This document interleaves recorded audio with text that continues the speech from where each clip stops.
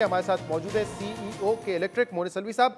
मोनी साहब, बहुत बहुत शुक्रिया, आपने हमें वक्त दिया। अब नेपरा ने प्रपोज किया है कि जो एक्सक्लूसिविटी है, जो इजारादारी है के इलेक्ट्रिक की, उसको ख़त्म किया जाए, कॉम्पिटिटिव एनवायरनमेंट बनाया जाए। आमतौर पे ये समझा जाता है कि कंपटीशन कंपनीज के लिए भी बेहतर होता है और ख़ास तौर पे जहाँ पे आप ऑपरेट करेंगे उसकी आवाम के लिए बेहतर होगा।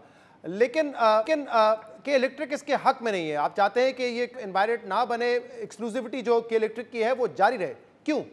देखिए, हम बिल्कुल भी कंपटीशन के ख़िलाफ़ नहीं है, ये तासुर जो है वो गलत है।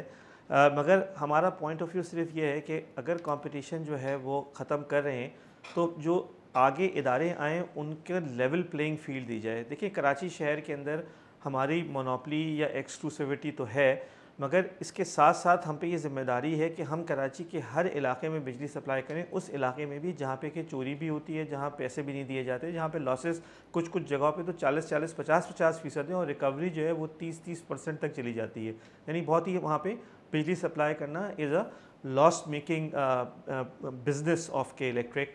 मगर क्योंकि हमारी ऑब्लिगेशन है तो हम वहाँ बिजली सप्लाई करते हैं। अगर आप एक्सक्लूसिविटी ख़त्म करेंगे, आप मोनोपली ख़त्म करेंगे, तो फिर सिर्फ ये देखने की ज़रूरत होगी कि उन इलाकों को बिजली कौन सप्लाई करेगा।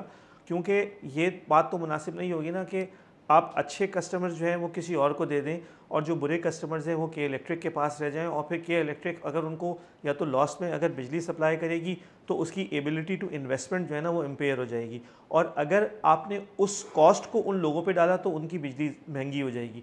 तो जब ये बात होती है ना कि ये पब्लिक इंटरेस्ट में है, तो हमारा सिर्फ पॉइंट ये है कि हमारे ख्याल में इस एक्सक्लूसिविटी को, जो कंपटीशन को ऐसे ख़त्म कर देना जो है ना, ये पब्लिक इंटरेस्ट में नहीं होगा।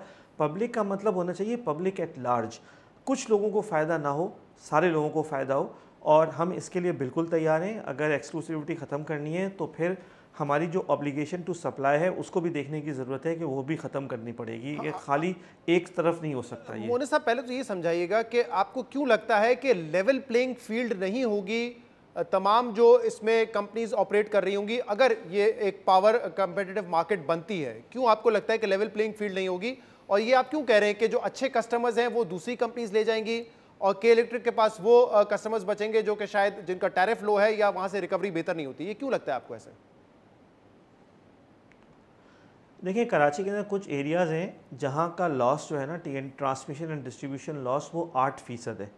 मगर ऐसे एरियाज़ भी हैं जहाँ का ट्रांसमिशन एंड डिस्ट्रीब्यूशन लॉस 40% है। और ये भी आपको मैं बताना चाहूँगा कि कराची का तकरीबन 40% हिस्सा जो है ना वो कच्ची आबादी है, और वहाँ पे हम बिजली सप्लाई करते हैं। और बहुत से इलाके ऐसे हैं जहाँ लोड शेडिंग ख़त्म भी हो गई है क्योंकि उनके लॉसेस हमने इम्प्रूव किए हैं। हम जब ये कहते हैं कि लेवल प्लेइंग फील्ड को देना ज़रा मुश्किल होगा, उसकी वजह यह है कि लेवल प्लेइंग फील्ड तो जब होगी ना कि तो नया आदमी आए, वो भी उन इलाकों में बिजली सप्लाई करने का पाबंद हो जहाँ पे के लॉसेस ज़्यादा हैं, ना कि वो सिर्फ उस इलाके में बिजली सप्लाई करें जहाँ पे के लॉसेस नहीं हैं। तो देखना यही पड़ेगा, और हम अभी इसको देख रहे हैं। हमें भी मालूम नहीं है कि फ़ैसला क्या आएगा, मगर अगर आप ख़त्म उन्होंने इस तरह से किया कि लोगों को कहा कि वो वहाँ पे भी बिजली सप्लाई करें, तो फिर उनके लिए भी वो उतना ही मुश्किल होगा जितना हमारे लिए होता है।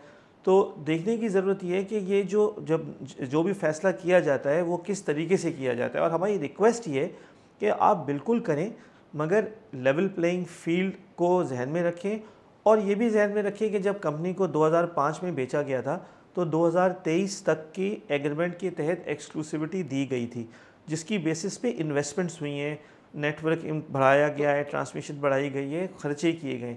तो वो भी देखने की ज़रूरत है कि मतलब क्या ये ज़रूरी है कि वक्त से पहले एक ऐसा कदम उठाया जाए जिससे कि मैं अभी भी ये समझता हूँ कि 2023 तो बहुत ज़्यादा दूर नहीं है मोनी पब्लिक सलवी साहब। इंटरेस्ट अगर अगर आज इसको से भी इसको प्लानिंग ख़त्म किया करेंगे जाए। तो इसमें वक्त तो लगेगा, लेकिन देखें ये सारी तक पहुंची क्यों है? ये पहुंची इसलिए है क्योंकि कराची की आवाम परेशान रहे हैं। जो के इलेक्ट्रिक ने अपनी सर्विस प्रोवाइड की है उस वजह से शिकायत आती रहती हैं, चाहे बारिश का महीना हो, चाहे नमी का इशू हो, चाहे सुई साउथ से गैस का इशू हो, चाहे फर्नेस ऑयल का इशू हो। लोड शेडिंग कराची में होती है, ज़्यादा होती है, अब तो उन एरियाज़ में भी होती है जो एग्जेम्प्टेड एरियाज़ हैं। इस वजह से आवाम परेशान है, तो कोई ना कोई सोल्यूशन तो ढूंढना है। अगर मार्केट को कंपेटिटिव बनाया जा सकता है जो कि पब्लिक इंटरेस्ट में भी हो, ज़्यादा कंपनीज होंगी, वो खुद भी आपस में compete करेंगी, तो शायद मसला हल होगा। क्योंकि क्लियरली इस वक्त जो आपकी एक्सक्लूसिविटी है, आप सोल सप्लायर हैं, पावर जनरेट भी करते हैं, ट्रांसमिशन डिस्ट्रीब्यूशन भी आपका है, रिटेल भी आप करते हैं, ये सोल्यूशन तो नहीं नजर आ रहा, क्योंकि इससे तो आवाम को रिलीफ नहीं मिल रहा है। देखो आपकी बात सही है, और मैं इस बारे में मैं इसमें पहले भी बात कर चुका हूँ, और मैं इसके ऊपर बिल्कुल माज़रत ख्वाह भी हूँ कि पिछले जो ये तकरीबन जून के कुछ अरसे से लेके और कुछ अरसे में लोड शेडिंग हुई है। जो मैं पहले आपको वेरी रिसेंट जो सिचुएशन है उसके बारे में 10 सेकंड लूँगा कि इस वक्त पूरे मुल्क में शायद गैस का एक इशू नज़र आ रहा है, जिस पे कि हमारी भी SSGC से भी बात हो रही है, और उन्होंने हमसे कहा कि हम आपको शायद RLNG अगर देंगे तो आपके प्लांट चल जाएंगे। हमने उस पर एग्री भी कर लिया है, and we are waiting for that RLNG to come, जिसकी ना होने की वजह से या प्रेशर ना होने की वजह से हम अपने प्लांट नहीं चला पा रहे हैं, तो कुछ लोड शेडिंग हो रही है। और उससे पहले की मैं पहले भी बता चुका हूँ कि जो जो इश्यूज़ थे, और नेपरा ने उस पर नोटिस भी दिया और फाइन भी यही किया, मैं चाह रहा था और हम उसको अलवी साहब नेपरा कि के इस वक्त साथ गैस उसे का अपील इशू भी है, कर रहे इससे पहले कराची में मैं बारिश मैं का इशू था, मैं पानी आगे का था, उससे पहले फर्नेस ऑयल का था, उससे पहले कभी नमी की वजह से आपकी तारें ट्रिप कर जाती हैं। ये इश्यूज जो एक प्राइवेट कंपनी में आ रहे हैं, ये मुल्क भर में हम नहीं, मुल्क भर में जो गवर्नमेंट का इंफ्रास्ट्रक्चर है वो ऐसा लगता है कि आपसे बेहतर है। आपके तमाम टॉल क्लेम्स के बावजूद कि हमने अरबों रुपए स्पेंड किया है, इन्वेस्टमेंट की है, नजर आता है कि जितने मसाइल कराची में आपके इंफ्रास्ट्रक्चर को लेकर हो रहे हैं और जिस वजह से लोड शेडिंग हो रही है वो मुल्क भर में नहीं हो रही होती है। नहीं, देखिए मैं बिल्कुल लोड शेडिंग के हवाले से मैं बिल्कुल ये बताऊंगा कि इसमें लोड शेडिंग के अंदर दौरानिया बढ़ा था, जो कि बीच में दोबारा कम हो गया था, और अभी गैस प्रेशर की कमी की वजह से दोबारा से थोड़ी सी लोड शेडिंग हो रही है। उसके अलावा जहाँ तक बारिश का सवाल था, तकरीबन 4 से 5 स्पेल हुए थे, जिसमें जो आखिरी स्पेल था सिर्फ उसके अंदर थोड़ी सी हमें देर लगी थी सिस्टम को वापस लाने में, और उसकी वजह भी आपको सबको पता है, टीवी पे सब ने देखा कि कितना पानी था, और यकीनन उसको इम्प्रूव करने की ज़रूरत है। जो अगर इसका सलूशन जो है ना वो एक्सक्लूसिविटी ख़त्म करना है, तो मैं सिर्फ आपसे यही समझाना चाहूँगा और यही रिक्वेस्ट करूँगा कि देखिए, अगर मुल्क में कहीं पे एडिशनल सप्लाई मौजूद है तो हम वो लेने के लिए तैयार हैं। तो आप रादर देन के किसी आदमी को कहें कि वो जाकर के उसकी डिस्ट्रीब्यूशन करें, हम वो बिजली ख़रीदने के लिए तैयार हैं, और हम फेडरल गवर्नमेंट से ले ही रहे हैं, क्योंकि आपको ये पता है कि पूरे मुल्क में ही शायद एक्सेस कैपेसिटी है, जिसकी वजह से हमें कहा जा रहा है कि आप अपने प्लांट ना लगाएं, हमसे बिजली लें जो हम ले रहे हैं। तो अगर ये कैपेसिटी का मसला है तो वो तो अवेलेबल है और वो हम ले रहे हैं, और इंशाल्लाह वो अगर किसी के पास अभी अवेलेबल है तो हम अभी भी लेने के लिए तैयार हैं। दूसरी बात है इंफ्रास्ट्रक्चर की। देखिए, इंफ्रास्ट्रक्चर बहुत ऑगमेंट हुआ है, और हम ये समझते हैं कि अगर ये कोई आप एक्सक्लूसिविटी ख़त्म करके समझते हैं कि इससे इंफ्रास्ट्रक्चर इम्प्रूव हो जाएगा, तो ये भी मैं आपको बता दूं कि कोई भी जो नया एंट्रेंट आएगा वो डिस्ट्रीब्यूशन या ट्रांसमिशन में इन्वेस्ट नहीं करेगा, उसको इनएडवर्टेंटली इसी नेटवर्क को यूज़ करना पड़ेगा, जिसको कि मेंटेन करने के लिए हम इस पूरे शहर को बिजली बेचते हैं। जब आप उसमें से अच्छे कस्टमर्स निकाल देंगे, तो जो कि इलेक्ट्रिक की एबिलिटी है to keep the infrastructure at a certain level, इस बात का खदशा हो सकता है कि खुदा न खास्ता अगर हमें प्रॉफिट नहीं हुआ या हमारे प्रॉफिट जो है वो कम हो गए, तो क्या हम इंफ्रास्ट्रक्चर की अपकीप या उसकी एक्सटेंशन कर सकेंगे? मुझे जरा बताइएगा, ये पॉइंट जरा क्लियर भी कीजिए इसको, कि आप कह रहे हैं कि ट्रांसमिशन एंड डिस्ट्रीब्यूशन जो है वो वही इस्तेमाल होगी जो इस वक्त के इलेक्ट्रिक की एग्जिस्टिंग है, ये लाजमी क्यों है? जरा ये पॉइंट एक्सप्लेन कीजिएगा। देखिए, ये आप अगर कराची शहर में देखें या किसी भी शहर में देखें, ये जो बिजली की जो इलेक्ट्रॉन्स की ट्रांसमिशन होती है, इसके लिए नेटवर्क पैरेलल नहीं लगाए जा सकते। आपको जब कोई नेटवर्क लगाना होता है तो आपको राइट ऑफ वे चाहिए होती हैं, पोल लगते हैं, तार लगते हैं।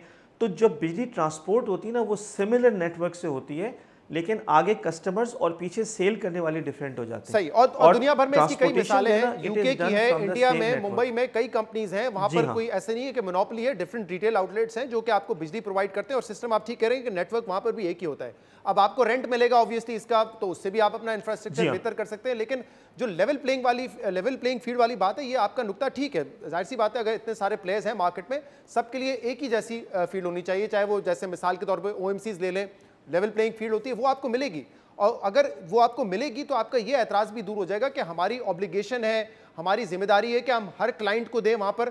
जब ऑब्वियसली एनवायरनमेंट कम्पिटिटिव होगा तो ये शर्त सिर्फ आप पे नहीं होगी, अगर होगी तो सब पर होगी या किसी पर भी नहीं होगी, तो ये तो आपके लिए एडवांटेज है ना। फिर ये एक्सक्लूसिविटी अगर ख़त्म करते हैं, और नेपरा क्योंकि इसको अभी देख रहा है, तो ये हमें देखना है कि वो किस किस्म का फ़ैसला करते हैं। जैसे आप फरमा रहे हैं कि अगर एक्सक्लूसिविटी ऐसे ख़त्म होती है कि ऑब्लिगेशन टू सप्लाई ख़त्म हो जाती है, तो बिल्कुल लेवल प्लेइंग फील्ड होगी।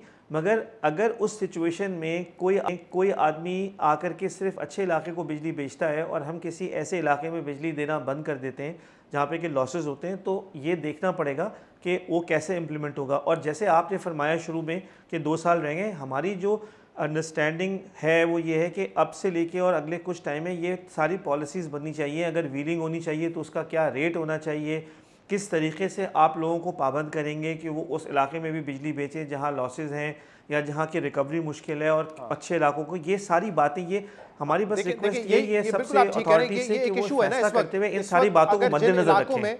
जिन इलाकों से आपकी रिकवरी बेहतर नहीं होती और आप वहां पे लोड शेडिंग ज्यादा करते हैं तो एहतजाज होता है, फिर एक पॉलिटिकल प्रेशर आप पर आता है। अगर मुख्तलिफ कंपनीज होंगी बंद हो जाएगा, फिर एक कंज्यूमर का जो बिहेवियर है उसको बदलने की जरूरत है और वो ऑटोमेटिकली बदलेगा भी वक्त के साथ। उसको पता है कि मुझे कोई भी कंपनी बिजली नहीं फराम करेगी अगर मैं वक्त पे पैसे नहीं दूंगा, चाहे वो प्रीपेड सिस्टम हो, पोस्टपेड सिस्टम हो, उसके लिए लाजिम होगा पैसे देगा तो बिजली मिलेगी। वो हर मुख्तलिफ कंपनीज के खिलाफ जाकर एहतजाज नहीं कर सकेगा जो प्राइवेट कंपनीज होंगी। तो वो जो प्रेशर अवाम का प्रोटेस्ट के जरिए आप पर आता है ज्यादा लोड शेडिंग करने की वजह से, या फिर पॉलिटिकल प्रेशर आता है, वो भी खत्म हो जाएगा ना फिर। आप बिल्कुल सही फरमा रहे हैं, मगर ये सिर्फ देखना यही है कि जो फैसला आता है जी, उस फैसले में इसको किस तरीके से एड्रेस किया जाएगा। और मैं कह ही रहा हूँ कि मुझे उम्मीद यही है कि जो भी इस में अल्टीमेटली डिसीजन लेंगे वो इन सारी बातों को मद्देनज़र रखेंगे, क्योंकि बस हमारी रिक्वेस्ट, हमें लगता बस ऐसा है कि कहीं ऐसा ना हो कि इस किस्म की एक्सक्लूसिविटी ख़त्म हो कि जो अच्छे कस्टमर्स हैं उसके लिए कोई बिजली का सेलर आ जाए और हम जो हैं वो खाली जो ऐसे एरियाज़ हैं जहाँ पे ज़रा दिक्कत होती है बिजली सप्लाई करके पैसे लेने में, जहाँ लॉसेस ज़्यादा होते हैं, देखिए ऑब्वियसली हम लेवल बस प्लेइंग ये फील्ड होनी चाहिए, लेकिन जब आप ये बार-बार कहते हैं कि हमारी ऑब्लिगेशन है कि हम ऐसे इलाकों में भी बिजली देते हैं जहाँ से रिकवरी नहीं होती या वहाँ पे टैरिफ बहुत कम है क्योंकि एक क्रॉस सब्सिडी की पॉलिसी है हुकूमत की, मैं जब आपके बुक्स देखता हूँ तो इतनी बुरे हालात नजर नहीं आते जैसे कि आप पूरे तासुर दे रहे कि बहुत ज़्यादा हमें बिजली देनी पड़ती है। मतलब 2019 में आपका 17.25 अरब रुपए का आपका प्रॉफिट था और एज अ प्राइवेट एंटिटी आपको हक है कि आप ये मुनाफा कमाएं, लेकिन there was a jump of 40% between 2018 and 19 और 2017 और 2019 के मुकाबले में 70% आपके प्रॉफिट्स में इजाफा हुआ है। तो you are a profit making entity. नहीं, मैं आपको नंबर बताना चाहूँगा कि जो प्रॉफिट बिफोर टैक्स था 2019 का वो 8 अरब रुपए था। जो आप उसके अंदर नीचे डेफर्ड टैक्स की एक एडजस्टमेंट होती है, जो एक अकाउंटिंग एंट्री होती है, उसको मिला करके आप उसको 17 अरब पे ले जा रहे हैं। मेरी जो अंडरस्टैंडिंग अकाउंटेंट के हिसाब से वो है कि आप प्रॉफिट बिफोर टैक्स या ऑपरेटिंग प्रॉफिट देखें, जो कि 8 अरब रुपए का प्रॉफिट बिफोर टैक्स तकरीबन 280 अरब रुपए। सीएफओ भी रहे हैं, तो मैं आपको बता दूं कि 2018 और 19 के दरमियान आपका जो नेट प्रॉफिट था उसमें 40% का इजाफा था और आपका जो रेवेन्यू था उसमें 33% का इजाफा था। तो कोई डिफर्ड टैक्स का मसला नहीं है। आपकी जो टॉप लाइन ग्रोथ है, जो आपका रेवेन्यू था उसमें भी 33% का इजाफा एक साल में। आपको पता है कि जो इकोनॉमिक ग्रोथ है उसमें ऐसा तो नहीं है कि कंज्यूमर्स आपके बहुत ज़्यादा बढ़ गए थे या जो कंज्यूमर्स यूनिट इस्तेमाल कर रहे थे इस इकोनॉमिक कंडीशन में वो बहुत ज़्यादा बढ़ गए थे। तो आपकी टॉप लाइन में भी इजाफा हो रहा है, 33% की ग्रोथ है उसमें। नहीं, टॉप लाइन के अंदर इजाफा यकीनन आपको नज़र आएगा, मगर आपको मैं ये सिर्फ थोड़ा सा एक्सप्लेन करना चाहूँगा कि टॉप लाइन का इजाफा की वजह है क्योंकि 2017 से 18 में तेल और गैस की प्राइसेस बढ़ी थी, जिससे कि ओवरऑल टैरिफ इंक्रीज़ होता है। अगर मैं आप हमारे जो सेंट आउट जो यूनिट्स होते हैं वो भी उन्हीं बैलेंस शीट्स के अंदर लिखे होते हैं, अगर आप वो देखें तो उसके अंदर हार्डली कोई, मेरे ख्याल में 1 या 1.5% का इजाफा हुआ है। बहुत बहुत शुक्रिया।